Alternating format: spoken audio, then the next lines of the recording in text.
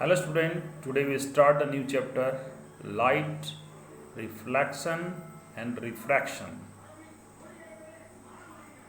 इस चैप्टर में बच्चों पहले what the first of all we clarify the term तो what is the means of reflection, what is the means of refraction, इन दोनों में अंतर है क्या.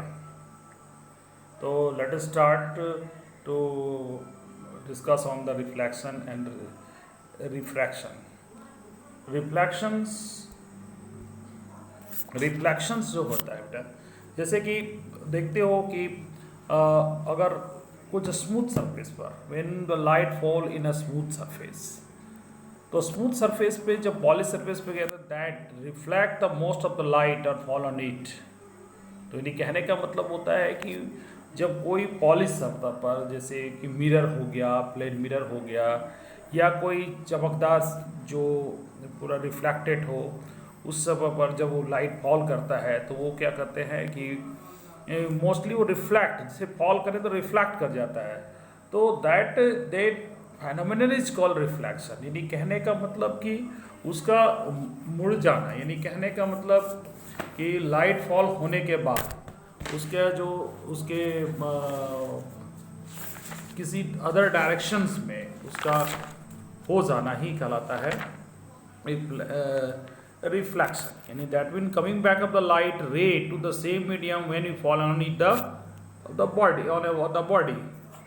कहने में जैसे वो, तो इस पे आप प्रीवियस क्लासेस में पढ़े होंगे इसके बारे में, इस चैप्टर इसके बारे में, रिफ्लेक्शन के बारे में, कि अगर कोई लाइट फॉल होता है तो उसका रूल्स क्या होता है. तो उसमें आप प्रीवियस क्लासेस में पढ़े होंगे कि एंगल ऑफ इंसिडेंट्स, मतलब एंगल ऑफ इंसिडेंट्स और एंगल ऑफ रिफ्लेक्शन जो बनता है और नॉर्मल पहले समझ लीजिए इंसिडेंट रे किसे कहते हैं. रे जो लाइट फॉल करता है जो सरफेस पर, उसको इंसिडेंट रे कहते हैं, और वो नॉर्मल के साथ जो एंगल बनाता है उसको हम लोग कहते हैं एंगल ऑफ इंसिडेंट्स.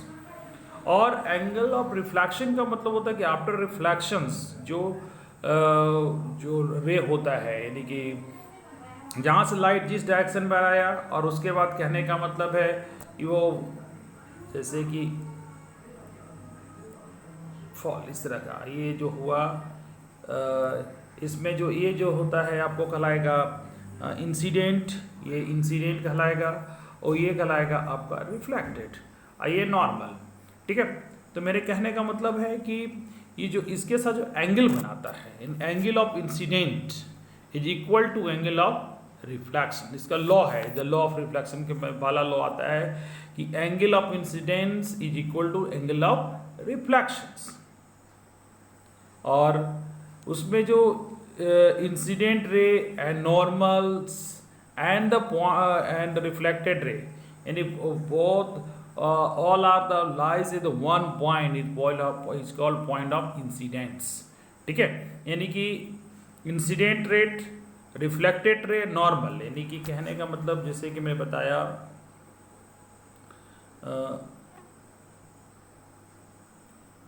ये हो गया आपका इंसिडेंट, ये हो गया रिफ्लेक्टेड, और ये तीनों एक पॉइंट, इस पॉइंट पर होता है. इस पॉइंट पर जो है, इस पॉइंट को हम लोग कहते हैं पॉइंट्स ऑफ इंसिडेंस. तो ये तो हो गया आपका कि रिफ्लेक्शन के बारे में. जो एक और भी जो आपको इस चैप्टर में पढ़ना है, जो वर्ड जो है आपका ये रिफ्रैक्शन. रिफ्रैक्शंस का मतलब होता है कि व्हेन लाइट, अगर लाइट जो है when go to the one medium to another medium, अगर एक मीडियम से दूसरे मीडियम में जाता है तो bending the light of the path of propagations. ठीक है. This phenomenon is called रिफ्रैक्शंस.